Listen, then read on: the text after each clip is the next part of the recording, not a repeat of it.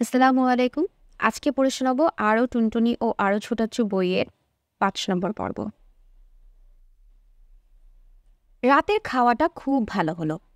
রমজান আলী ভুল বলেনি, তার বউ আসলেই খুব ভালো রান্না করে। টুনি ভেবেছিল নানা রকম আলোচনার পর তাদের সেই পুরনো মাছ ভাত ডালি খেতে হবে, কিন্তু দেখা গেল খাবার মেনু খুবই চমকপ্রদ। পরোটা আর শিক কাবাব, পাশাপাশি সবজি এবং ঘন ডাল, তার সাথে দই এবং মিষ্টি। পরোটাগুলোও খুব ভালো, মোটেও তাদের বাসার তৈরি পরোটার মতো না। খাওয়া শেষে চা এবং কফি। চা মোটেও সাধারণ চা নয়, মশলা দেয়া এক ধরনের পায়েসের মতো চা। খেয়ে টুম্পা পর্যন্ত মুগ্ধ হয়ে গেল। চুমু খালা খাওয়া শেষে রমজান আলীকে বলল, আপনার বউয়ের রান্নার হাত খুব ভালো। এসব বড়লোকি রান্না সবাই জানে না, কোথায় শিখছে? কেয়ারটেকার রমজান আলী বলল, এই তো, বউয়ের সাথে ভালো ব্যবহার করবেন। আপনার বউ চলে গেলে এইখানে আপনার চাকরিও নট হয়ে যাবে। রমজান আলী কিছু বলল না।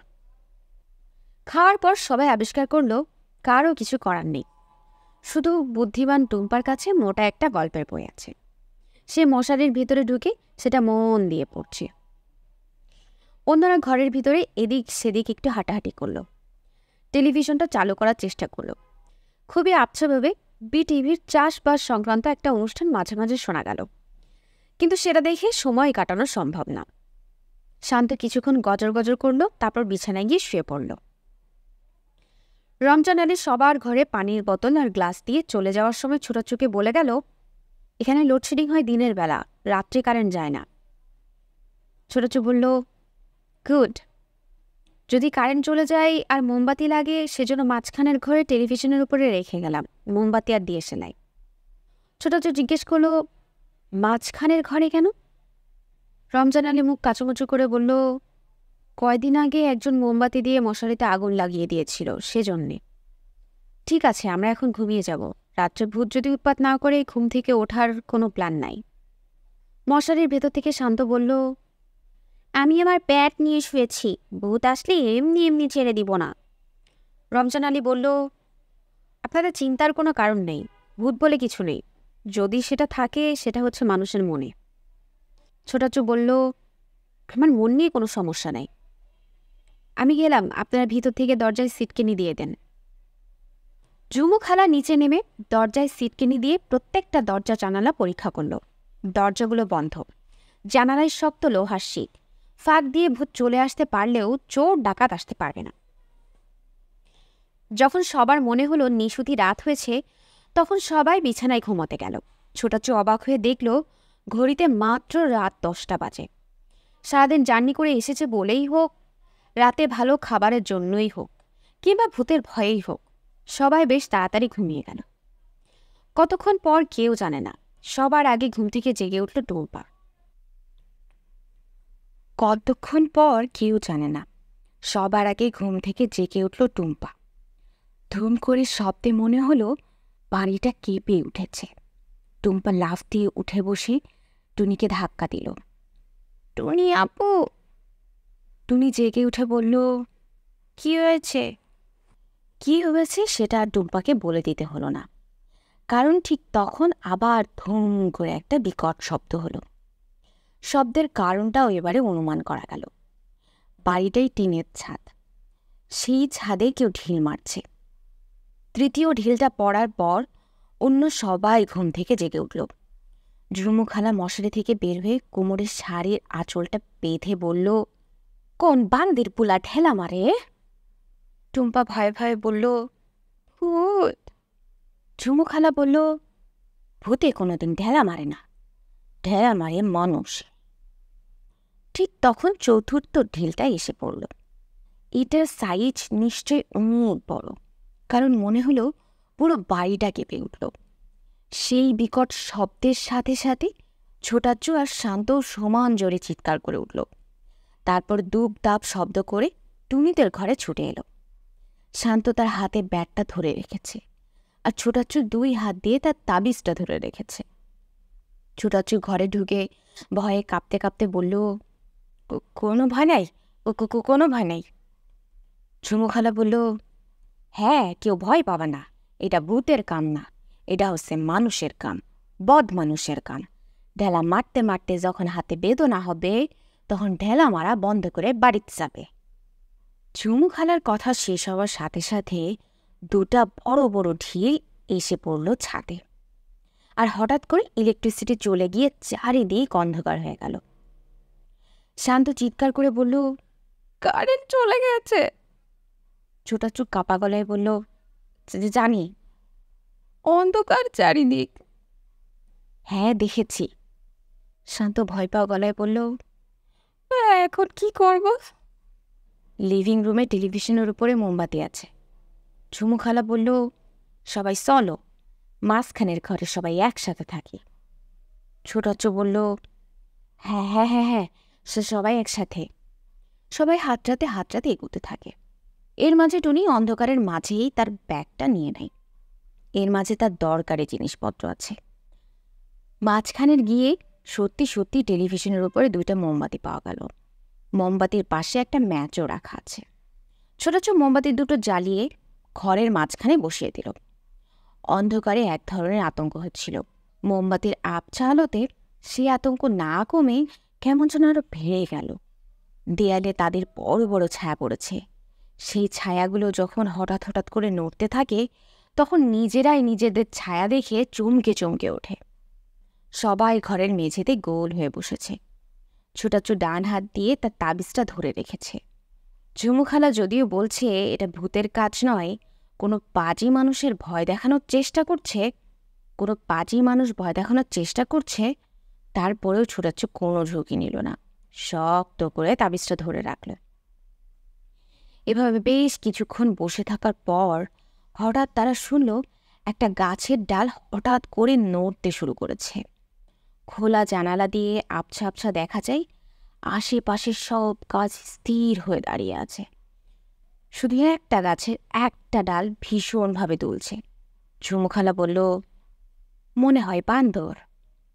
ছোটাচ্চ বলল, বানর? বানর কোথা থেকে এসেছে? শান্ত ভয় পাওয়া গলায় বলল, বানর না, এটা নিশ্চয় ভূত। গাছের ডালটা যেভাবে হঠাৎ নড়তে শুরু করেছিল ঠিক সেভাবে হঠাৎ করে থেমে গেল। যখন সবাই একটু স্বস্তির নিঃশ্বাস ফেলার চেষ্টা করছে তখন হঠাৎ করে অন্য পাশের আরেকটা গাছের একটা ডাল দুলতে থাকে। একটুও বাতাস নেই, একটা গাছের পাতাও নড়ছে না, তার মাঝে শুধু একটা গাছের একটা ডাল এভাবে নড়ছে। দেখে সবার বুক কেঁপে ওঠে। ঝুমু খালা পর্যন্ত নার্ভাস হয়ে গেল। কাপা গলায় বলল, ইয়া মাবুদ, মনে হয় তেনারাই আসছে। শান্ত বলল, তেনারা কারা? আর রাত্রিবেলা তেনাদের নাম নেওয়া ঠিক না। তাহলে কি করব? আয়তাল কুরসি পড়ো। আমার তো মুখস্থ নাই। ছোটাচ্চ বলল, আমার মোবাইলে রেকর্ড করা আছে। দেরি কইরেন না, চালান, তাড়াতাড়ি চালান। ছোটাচ্চ অন্ধকারে হাতড়ে হাতড়ে তার মোবাইল ফোন বের করে সেখানে রেকর্ড করে রাখা আয়তাল কুরসিটা চালানোর চেষ্টা করল। কোথায় রেকর্ড করেছে মনে নেই। এখন ভয় আর উত্তেজনায় সেটা আর খুঁজে পাচ্ছে না। কিছু একটা টিপতেই বিকট সুরে হেভি মেটাল গান শুরু হয়ে গেল। ঝুমুখালা বলল, মনে হয় এই গান শুনলেও তেনারা ধারে কাছে আসবে না। কিন্তু আয়তাল কুরসি নাই। আছে আছে, খুঁজে পাচ্ছি না। ছোটাচ্ছ যখন তার মোবাইলে রেকর্ড করে রাখা আয়তাল কুরসি খুঁজছে তখন হঠাৎ করে গাছের ঝাঁকানোটা থেমে গেল। চারিদিকে একটা শুনশান নীরবতা। সেটা মনে হয় আরো বেশি ভয়ের। সবাই যখন নিঃশ্বাস বন্ধ করে বসে আছে তখন হঠাৎ করে তপতপ করে কয়েকবার জ্বলে উঠে একটা মোমবাতি নিভে গেল। ছোটাচ্ছ চিৎকার করে বলল, কি হলো? মোমবাতি নিভে গেল কেন? ঝুমুখালা বলল, নিশানা ভালো না, দোয়া দূর পড়েন। ঠিক তখন দ্বিতীয় মোমবাতিটাও দপ দপ করে কয়েকবার জ্বলে ওঠে। তারপর মোমবাতির শিখাটা কমতে কমতে হঠাৎ করে পুরোপুরি নিভে যায়। পুরো ঘরটা অন্ধকার। শুধুমাত্র খোলা জানালা দিয়ে বাইরের একটু আলো ঘরের ভেতরে এসে মনে হয় ঘরের ভেতরের অন্ধকারটা আরও বাড়িয়ে দিচ্ছে। ঝুমুখালা ভয় পাওয়া গলায় বলল, সাবধান, তেনারা কিন্তু ঘরের মাঝে ঢুকে গেছে। ছোটাচ্ছ ভাঙা গলায় বলল, কোন দিক দিয়ে ঢুকলো? ছোটাচুর প্রশ্নের উত্তর দেওয়ার জন্যই মনে হয় হঠাৎ করে জানালার একটা কপাট তড়াম করে নিজে নিজে বন্ধ হয়ে গেল। সবাই তখন একসাথে চিৎকার করে ওঠে, আর সাথে সাথে জানালার অন্য কপাটটা দড়াম করে বন্ধ হয়ে গেল। সবাই তখন ভয়ে আবার চিৎকার করে ওঠে। তাদেরকে ভয় দেখানোর জন্যই মনে হয় জানালাটা বন্ধ হয়ে আবার হঠাৎ খুলে গেল। তাদেরকে ভয় দেখানোর জন্যই মনে হয় জানালাটা বন্ধ হয়ে আবার হঠাৎ খুলে গেল। টুনি ঠিক তখন হঠাৎ উঠে দাঁড়িয়েছে। ছোটাচ্ছ আতঙ্কে চিৎকার করে বলে উঠল, কি হয়েছে টুনি, তুই উঠছিস কেন? জানালাটা একটু দেখে আসি। ছোটাচ্ছ চিৎকার করে বলল, তোর সাহস বেশি হয়েছে, চুপ করে বসে থাক।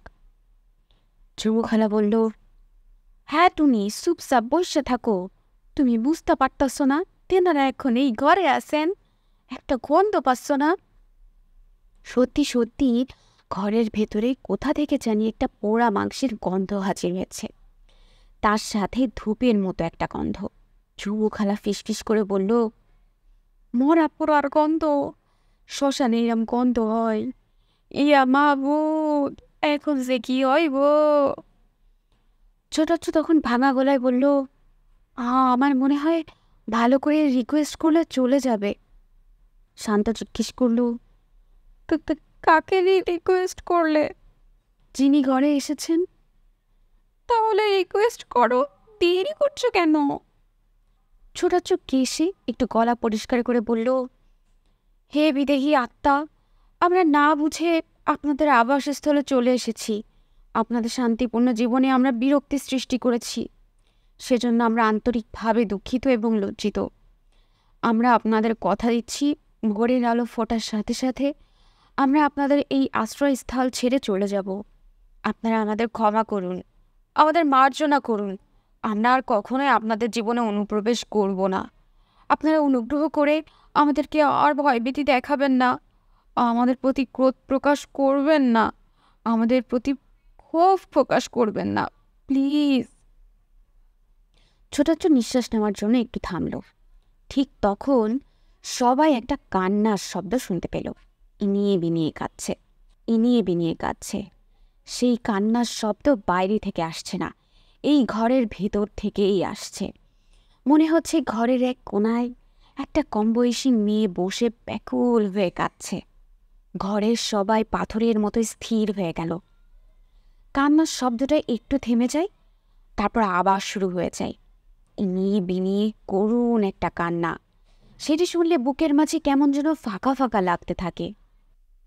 ছোটাছুট কাপা কাপা গলায় আবার তার করুণ আবেদন শুরু করল, হে বিদেহী আত্মা, হে মহাত্মন, হে অশরীরী আত্মা, আপনার কান্নার সুর আমাদের হৃদয়কে বিদীর্ণ করে দিচ্ছে, আমাদের বুককে ভেঙে দিচ্ছে। যখন আপনি বেঁচে ছিলেন তখন হয়তো আপনার একটি দুঃখময় বেদনাময় জীবন ছিল। হয়তো পৃথিবীর নির্মম মানুষের কেউ আপনার জীবনকে ছিনিয়ে নিয়েছে। আপনি হয়তো আমাদেরকে সেটি জানাতে চান।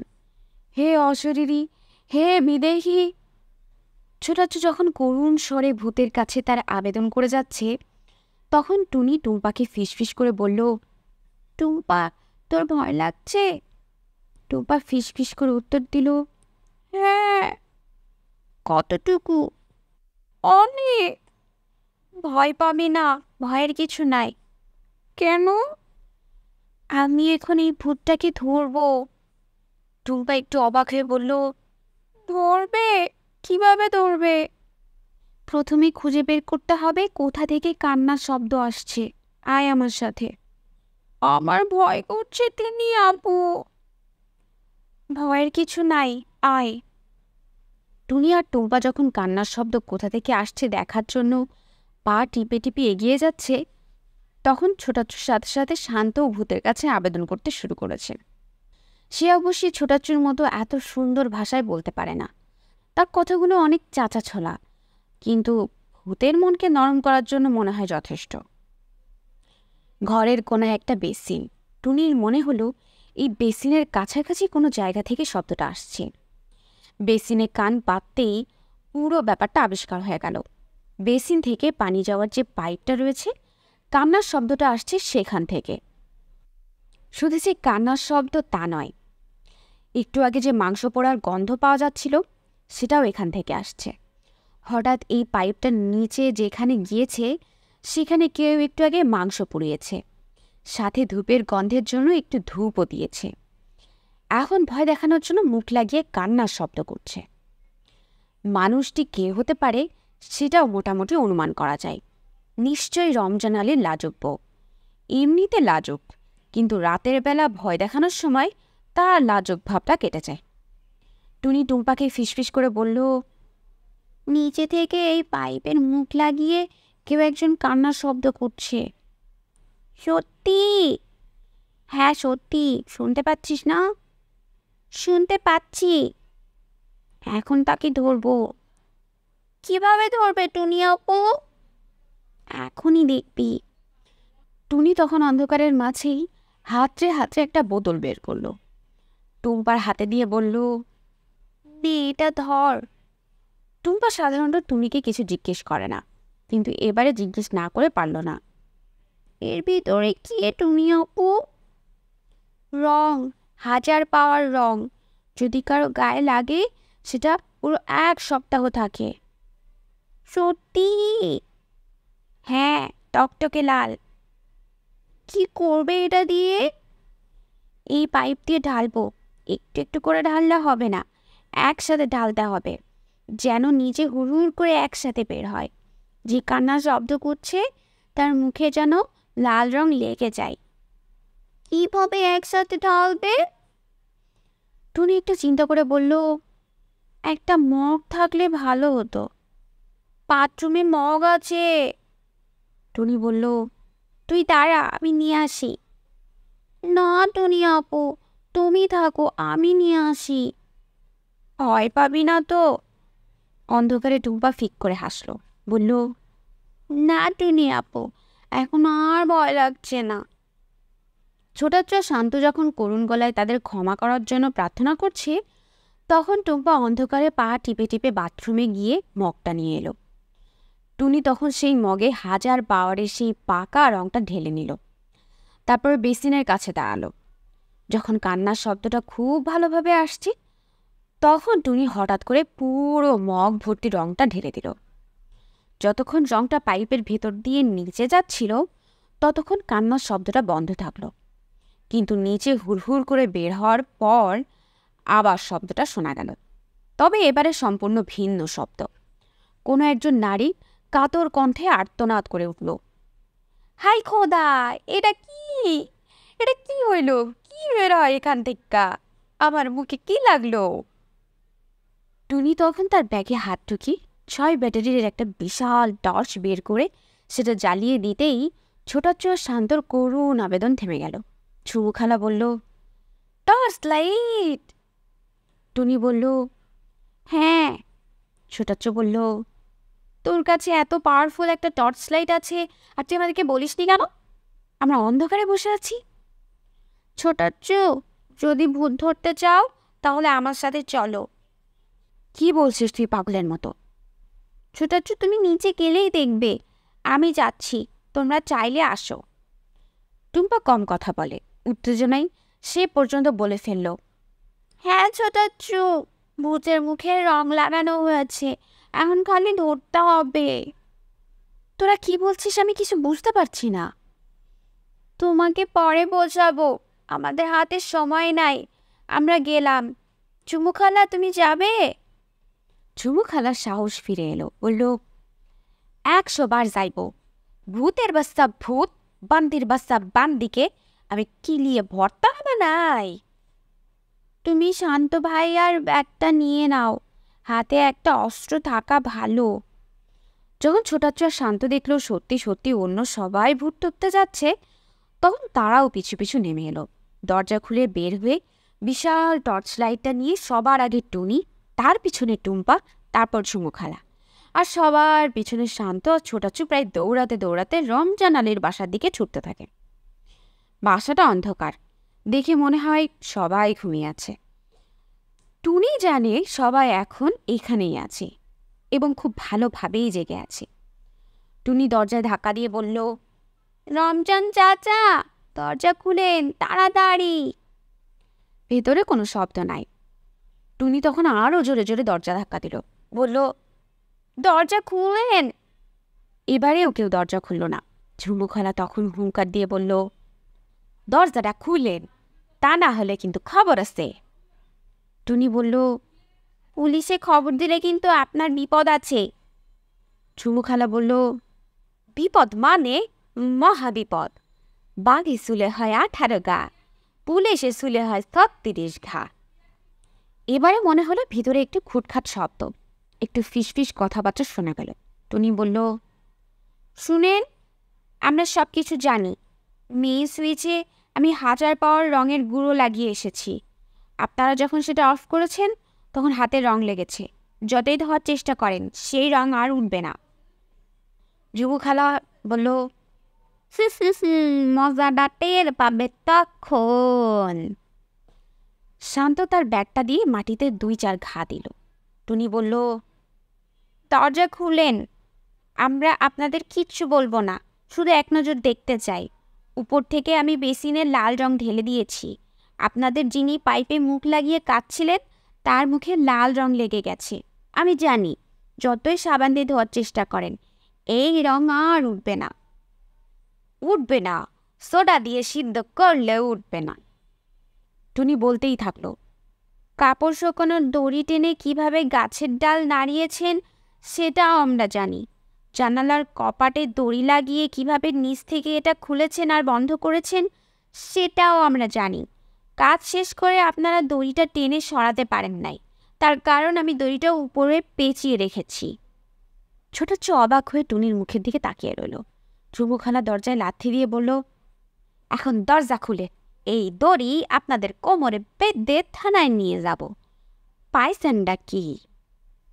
টুনি বলল, শুধু শুধু ঘরের ভেতরে থেকে লাভ নাই, বের হয়ে আসেন। মনে করবেন না যে আমরা কিছু বুঝি না, আমরা সব বুঝি। মোমবাতিটা এখন পরীক্ষা করি নাই, কিন্তু পরীক্ষা না করেই বলতে পারি মোমবাতির সুতাটা কেটে ছোট করে রেখেছেন, যেন একটুক্ষণ পরেই নিভে যায়। যুবখালা হুঙ্কার দিল, আপনারা কি আমাদের বেকুব ভাবছেন? আপনাদের বুদ্ধি যদি থাকে মাথার ভিতরে, আমাদের বুদ্ধি থাকে তখন রগে রগে। ছোটচু বলল, আমরা 10 পর্যন্ত গুনব, এর মাঝে দরজা না খুললে পুলিশে ফোন করে দিব। যুবখালা বলল, শুধু পুলিশে না, মিলিটারি, বিজিবি, র্যাব সবাইরে ফোন করে দিব। আপনাদের ধরে নিয়ে সাথে সাথে করাস খায়ার। হ। ছোটাচু বলল, আমি গুনতে শুরু করলাম, 1। কয়েক সেকেন্ড পর টুনি বলল, 2। ঝুমুখালা হুঙ্কার দিয়ে বলল, 3। টুম্পা আস্তে আস্তে বলল, 4। শান্ত গর্জন করে বলল, 5। 6 বলার আগেই খুট করে দরজা খুলে গেল। সবার সামনে ফুটফুটে একটা বউ, সারা মুখে লাল রং। 2 হাত দিয়ে মুখটা ঢেকে রাখার চেষ্টা করছে, কিন্তু ঢাকতে পারছে না। তার পিছনে রমজান আলী হাতটা লুকিয়ে রাখার চেষ্টা করছে, কিন্তু দেখা যাচ্ছে ডান হাতের আঙ্গুলগুলো টকটকে লাল। তাদের পিছনে 20-22 বছরের একটা ছেলে, গায়ে কালো টি-শার্ট, শুধু তার শরীরে কোথাও কোনো রং নেই। 3 জন মাথা নিচু করে দাঁড়িয়ে রইল, আর ছোট ছোট কোমরে হাত দিয়ে হুঙ্কার দিয়ে বলল, আপনাদের এত বড় সাহস, আমাদের ভূতের ভয় দেখান, আপনাদের পুলিশে দেব আমি। রমজান আলী মাথা নিচু করে বলল, ভুল হয়ে গেছে, মাফ করে দিন। মাফ? মাফ করা এত সোজা? এক্ষুনি আমি পুলিশে ফোন করব। টুনি ছোটাচ্ছ শার্টটা টেনে বলল, ছোটাচ্ছ মনে আছে নানির রাজেকার টাইপ ভাইটা যখন আমাদের বাসায় এসেছিল তখন তিনি আমাদেরকে নিয়ে তাকে ভূতের ভয় দেখিয়েছিলে? হ্যাঁ। সেই বুড়ো রাজেকার ভয়ে কাপড়ে বাথরুম করে দিয়েছিল, মনে আছে? হ্যাঁ, মনে আছে। তখন তোমাকে তো আমরা পুলিশে দেই নাই, দিয়েছিলাম, কিন্তু তাই এদেরকেও তুমি পুলিশে দিতে পারবে না। টুম্পা এবং শান্ত টুনির কথার সাথে সাথে জোরে জোরে মাথা নাড়ল, বলল, পারবে না, কিছুতেই পারবে না, নিয়ম নাই। তাহলে তোরা বলতে চাস এদের কোনো শাস্তি হবে না? টুনি বলল, অপরাধ করলে শাস্তি হয়, মজা করলে শাস্তি হয় না। টুম্পা আর শান্ত মাথা নাড়ল। হয় না, মজা করে শাস্তি হয় না, সবাই মজা করতে পারে। টুনি বলল, আর তুমি যদি মনে করো একটা শাস্তি নিতেই হবে, তাহলে একটা শাস্তি দেওয়া যায়। ছোটাচু গম্ভীর গলায় বলল, কি শাস্তি? যা খিদে পেয়েছে, রমজান চাচি যদি একটা নাস্তা বানিয়ে খাওয়ায়, সাথে ওই পায়েসের মতো ওই মশলা চা। শান্ত জোরে জোরে মাথা নাড়ল, বলল, গুড আইডিয়া, আমারও খিদে পেয়েছে, ভয় পেলে মনে হয় খিদে বেশি লাগে। এই শাস্তি? টুম্পা, টুনি আর শান্ত মাথা নাড়ল, বলল, হ্যাঁ। ফুটফুটে বউটা এই প্রথম মুখ ফুটে কথা বলল, লুচি ভেজে দেই, সাথে বেগুন ভাজি আর ডিম ভুনা, রসমালাই আছে একটু, দিব? কেউ কিছু বলার আগেই শান্ত হাতে কিল দিয়ে বলল, ফ্যান্টাস্টিক আইডিয়া।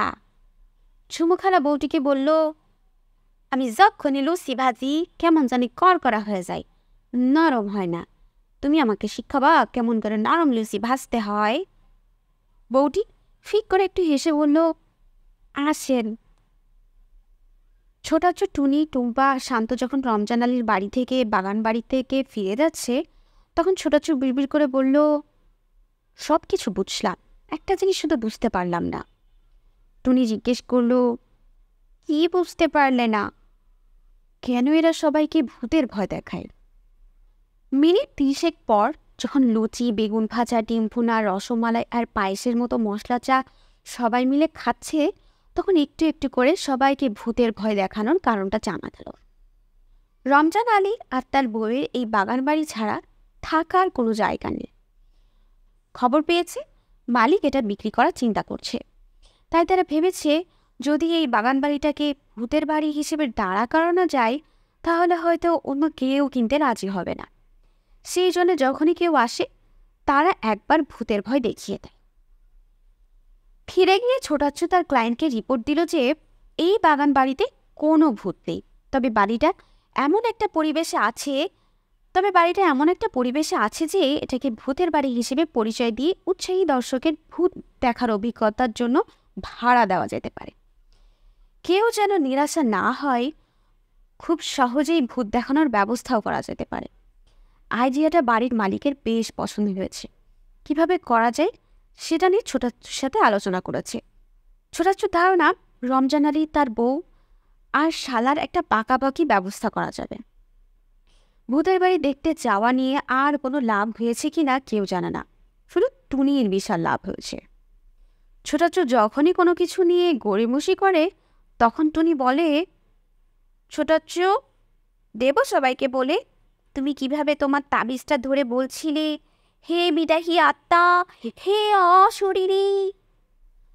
ছোটাচ্ছু তখন লাফ দিয়ে এসে টুনির মুখ চেপে ধরে বলে, বলিস না প্লিজ, তোর কসম লাগে, তুই কি চাস বল। টুনির দিনকাল এখন ভালোই যাচ্ছে। আরও টুনটুনি ও আরও ছোটাচ্ছু বইয়ের 5 নম্বর পর্ব এখানেই শেষ। এর পরের পর্বগুলো নিয়ে খুব শীঘ্রই আসছে আমাদের ইউটিউব চ্যানেলে। প্রিয় শ্রোতা বন্ধুরা, আমার গল্প পাঠ যদি আপনাদের ভালো লেগে থাকে, তাহলে অবশ্যই সাবস্ক্রাইব করে আমার পাশে থাকবেন। ধন্যবাদ।